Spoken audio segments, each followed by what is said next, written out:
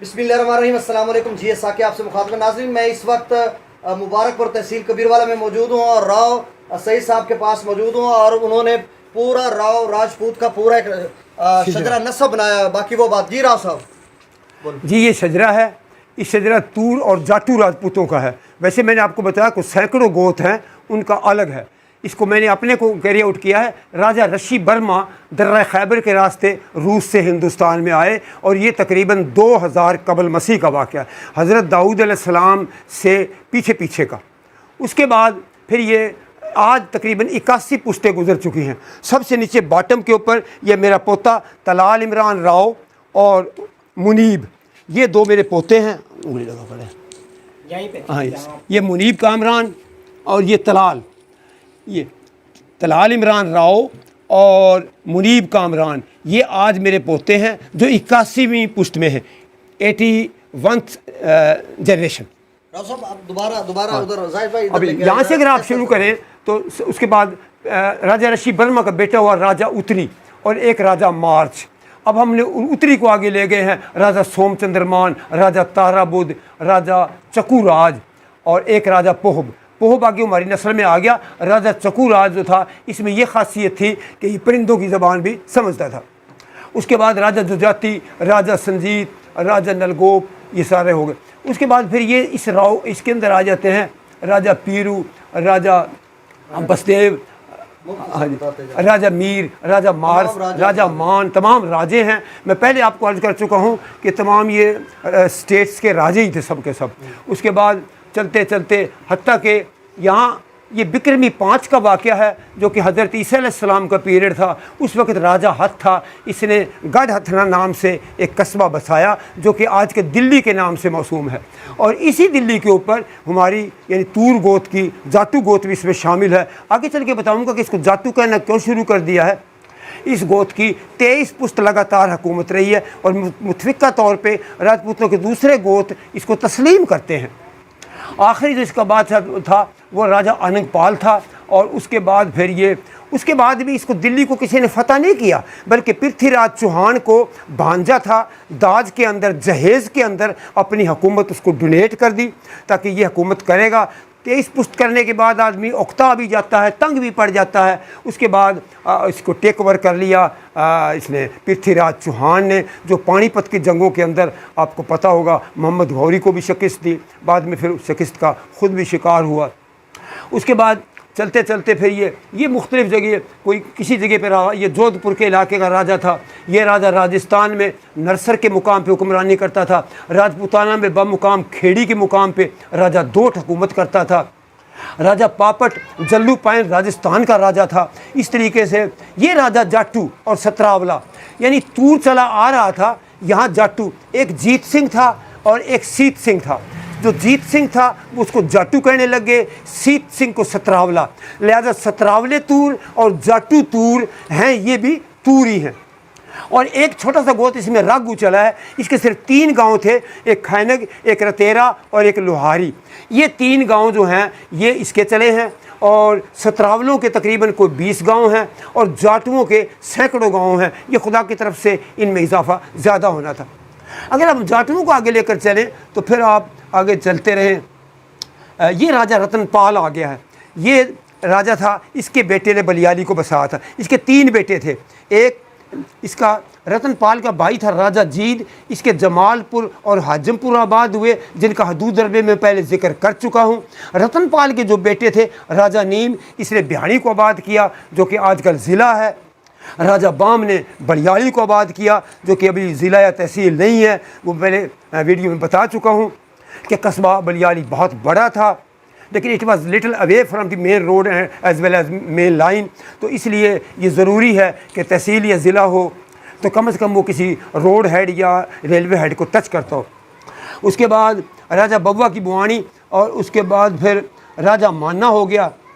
अब यहाँ से मुसलमानों का सिलसिला हुआ है। अब राजा मान्ना के 2 बेटे हुए, एक बेंजा और कामा। कामा की औलाद हिंदू है और अभी तक वो बलियाली में आबाद है, लेकिन अनफॉर्चुनेटली उनका कोई इजाफा नहीं हुआ है। वो 12 ही घर हम छोड़ के आए हैं, जबकि राजा बेंजा जो मुसलमान हो गया था ये मुसलमान हुआ और पुआरों के यहाँ इसकी शादी हुई। पुआर एक हमारा गोत है। उसके बाद ये राजा हम यानी अपने गोत में भी शादी नहीं करते हैं, ना तूर से करेगा और ना जाटू से करेगा, लिहाजा उसकी शादी पुआरों में हुई, ये दूसरे गोत में। राजा मंगसू, राजा ताजा, राजा मुरादा। अब आप आ जाएँ, ये जो राजा मुरादा है इसकी औलाद जो है इसका मंगस और फत्ता हुए हैं। फत्ता जो मंगस है इसका औलाद थी आला, और आला की औलाद इस वक्त गरुचक 23 SP तहसील वजीला पाकपट्टन में आबाद है, इसकी औलाद। उसके बाद राजा जो फत्ता है, बस हाँ इसको थोड़ा ऊपर फोल्ड करना ये। उसके बाद फिर आप इधर से आ जाए, ये राजा जूहा है। राजा जूहा के 3 बेटे थे, राजा पीरू, इब्राहिम और घुरसी। इब्राहिम की औलाद जारा पाना चकबेदी के अंदर आबाद है, कुछ घर इनके दुनियापुर के अंदर हैं। अब जो घुरसी के जो बेटे थे वो थे रामू और शाम। जो रामूपुरा है ये 25 चक पाकपट्टन में आबाद है, और शाम के आगे 2 मोहल्ले और हो गए, सबड़ा और चूड़। जो सबड़ा है उसको वो ये हुमारा है, ये आगे फिर चल पड़ा है। फिर सबड़े के आगे बेटे ऐसे हुए हैं कि जस्सा, मोकम, वज़ीरा, ये मेरी नस्ल आगे चलती जा रही है। हत्ता कि फिर नीचे आने के बाद ये मेरा दादा था सिजावल ख़ान, हवलदार इनायत अली, दफ़ेदार हिमायत अली मेरा ताया था, फ़ौज में दफ़ेदार था। ये हवलदार इनायत अली मेरा वालिद था। ये अहमद ख़ान आर्मी में नायक थे, ज़ख्मी भी हो गए थे, ग्रेनेड इनको लगा था। और ये फ़तेह मोहम्मद मेरा चाचा था, ये भी रिसाला की टैंक रेजिमेंट में मुलाजिम था। आगे हवलदार इनायत के 4 बेटे हुए, अब्दुल मजीद, सूबेदार सईद, माई सेल्फ, और मलक मोहम्मद अली अफसर। उसके बाद फिर सूबेदार सईद के मोहम्मद इमरान सईद और कामरान सईद। उसके बाद इमरान सईद का तलाल इमरान राव और कामरान सईद का मुनीब कामरान। ये इस वक्त मेरी 81वीं पुश्त का ये आखिरी जनरेशन वो ये है। इसके और मज़ीद इस बलियाली गाँव, हाँ फिर उसके बाद ये रामू जो 25 चक में मैंने बताया था, उसमें आबाद हो गया। इसके अलावा इस बलियाली से निकल कर कई और गांव आबाद हुए हैं, दांग, छोटी दांग, अलखपुरा, उसके अलावा इसमें किरौड़ के अंदर चले गए थे कई गांव। सुई एक गांव था। ये बलियाली से उठ के किसी नाराज़गी की वजह से इन्होंने अलग गांव बसा लिए, और अगर वो गांव भी आज इसके अंदर शामिल हो तो मेरा ख्याल है कि कोई ज़िला भी इतना बड़ा नहीं होगा। बस मैं विजिबल कर रहा हूँ। हाँ सही है। ये कुछ तहरीर हैं जो कारनामे बलियाली गाँव ने किए थे, उसमें जो मशहूर चीज़ें थे। इसके अंदर राजा चंद्रभान है, ये बहुत दलेर राजा होके गुजरा है। ये 4 अगड़ी हुए हैं। अगड़ी होया फतेह सिंह राजा चितौड़ी, अगड़ी होया मान सिंह जिन अटक तोड़ी, अगड़ी होया दुल्ला फरीद का जिन लुट्टी मुगलानी, अगड़ी होया नर चंद्रभान तपिया बयानी। ये चंद्रभान मेरा दादा था, ये बयानी में चला गया था। इसने इतना बड़ा मुस्तकर या एक फर्म बेस बनाया हुआ था कि बगैर खराज और टैक्स लिए हुए किसी राज्य में राज्य को अपनी हदूद से गुजरने नहीं देता था। ये अगड़ी हुआ है। उसके बाद चलते फिर एक रज़ा का बात हुआ है, हम नान के दाज आप उसको कहते हैं। इसने इतना ज़बरदस्त बात बनाया था अपनी भांजी की शादी में कि जो आज तक इसको गवैये गाते हैं, और इतना बड़ा बात ना इससे पहले किसी ने दिया है और ना शायद कोई अगली नस्ल दे पाएगी। उसके बाद इसकी बलियाली का बाकी मोस्टली मैंने आपको बताया था कि ये सारा फ़ौजियों का इलाका था। वर्ल्ड वार फर्स्ट के अंदर इसके 450 आदमी थे। उसके बाद जंग अज़ीम, जिसको आप ये हम लोग गदर कहते हैं, जंग आज़ादी अंग्रेज़ कहते थे, 1857 की जंग के अंदर इन 5 गाँवों का इत्तेहाद था। मंगाली, सिवानी, जमालपुर, हजमपुर और बलियाली। ये जत्था बनाकर भेजते थे कि इतनी आर्मी फ़लाँ चले जाए, इतने लोग फ़लाँ जगह चले जाएं और अंग्रेज़ों का मुकाबला करने के लिए। उसके अलावा इसका थोड़ा सा ऊपर विजिबल कर लें। हाँ विजिबल। असल में इसकी लेंथ ज़्यादा है और मैं ये सोच रहा हूँ आगे जाकर ना फिर एक दफ़ा ना मुझे इसकी ना राव साहब इसकी पूरे की मतलब मैं एक दफ़ा ले लूँ और उसके बाद वाइंड अप करते हैं। और अगर किसी दोस्त को चाहिए होगी तो वो मुझसे कांटेक्ट कर ले, एक दिन पहले मुझसे अवेलेबिलिटी मांग ले मुझसे और मुझसे कांटेक्ट कर ले। मैं तमाम इंटरव्यू पर यही कहता हूँ कि अभी आवाज़ जा तो नहीं रही है? आवाज़ जा रही है। अब बोलते रहे, बस ऐसे बोलते रहे। पर यह है कि अगर किसी आदमी ने कोई राजपूतों के बारे में या अपने गोत के बारे में कोई मालूमात अगर हासिल करनी हो तो वो मुझसे रब्ता कर ले, लेकिन कम से कम 1 या 2 दिन पहले मुझसे अवेलेबिलिटी मांग लें कि मैं ऐसा ना हो कहीं मैं हाजिर आपको ना मिलूं। और आपको हर किस्म की मालूमात इंशाल्लाह यहाँ से मुहैया होगी।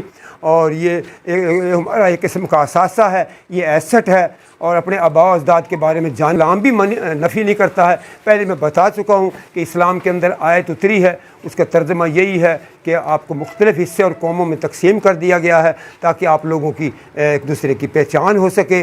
और ये राजपूतों के तूर और जाटू गोत की पहचान है जो आपके सामने ये लगी हुई है। शुक्रिया राव साहब, राव सईद साहब, आप मुबारकपुर में रहते हैं, तहसील कबीरवाला में रहते हैं। राव साहब इधर थोड़ा सा सामने आ जाए।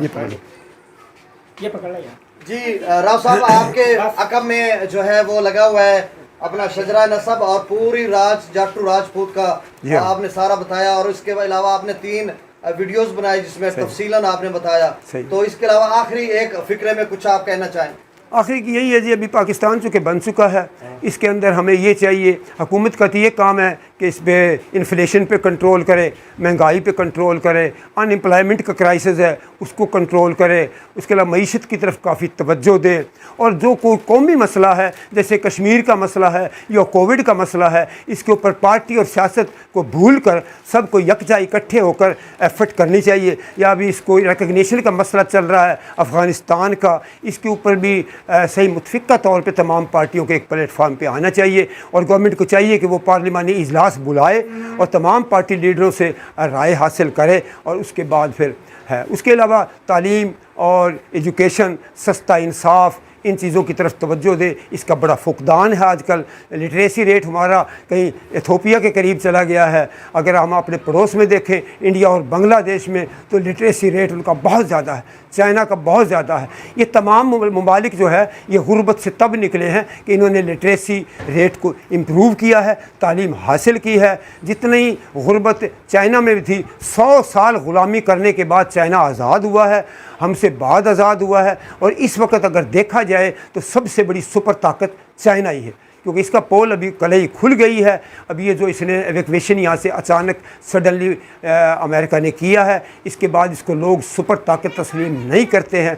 लिहाजा अभी यही है कि अपने मुल्क और कौम के लिए सर धड़ की बाजी लगा दें और ज़ाती मामलात को भूल जाएं और एक झंडे तले इकट्ठे होकर इसकी मुल्क की हिफाजत करें। और यही है वमा अलैना इल्लल बलाग। बहुत शुक्रिया राव साहब।